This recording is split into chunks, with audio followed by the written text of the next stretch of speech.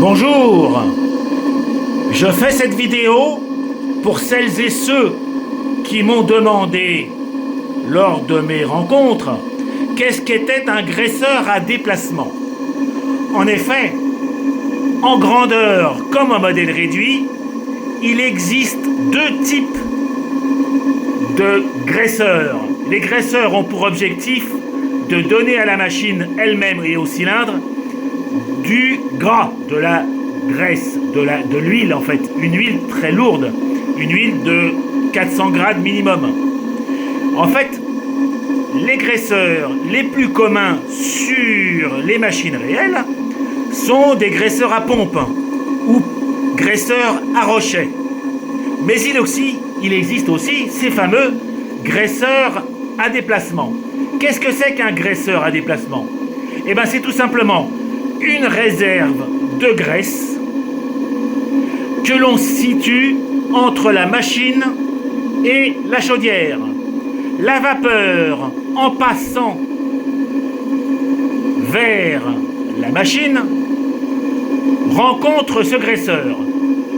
Dans cette partie perpendiculaire à la tuyauterie vapeur, vous avez un petit trou.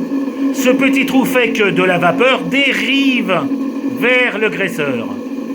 À partir du moment où cette eau, puisque c'est de la vapeur, c'est donc de l'eau, se trouve dans un contact métallique distant du chemin classique, la vapeur se refroidit et devient eau.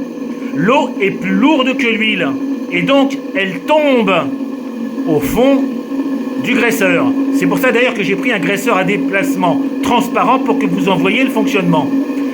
Cette eau tombant fait remonter l'huile. Automatiquement, l'huile va passer par le même trou par lequel l'eau est rentrée et continuer vers la machine. C'est pour ça que ici, ce que ce petit récipient représente, c'est le déshuileur.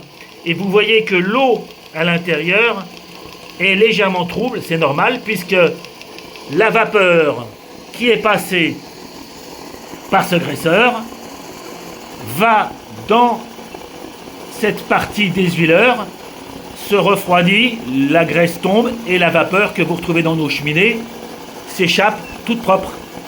Voilà, donc c'est comme ça que ça se représente. Un graisseur à déplacement, c'est tout simplement un réservoir d'huile mis en contact de la vapeur, la dite vapeur emportant des infimes quantités d'huile au fur et à mesure du fonctionnement de la machine.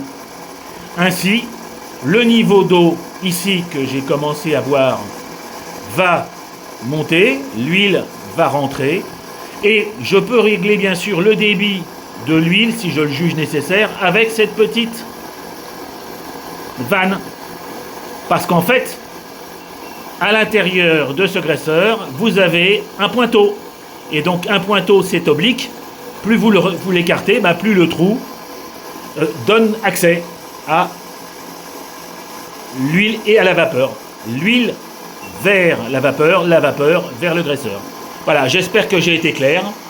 Et puis j'espère que vous avez aussi remarqué le petit système qui défile sous vos yeux, parce que j'ai constaté que beaucoup de gens regardent mes vidéos, mais pas autant s'y abonnent.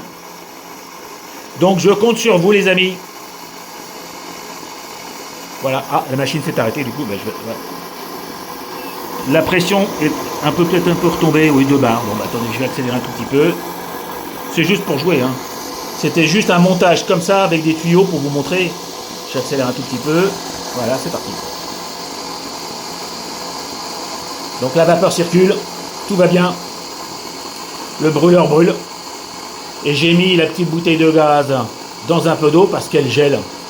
Le brûleur de 200 grammeurs tire tellement de gaz qu'il congèle mes tanks. Voilà. Au revoir les amis.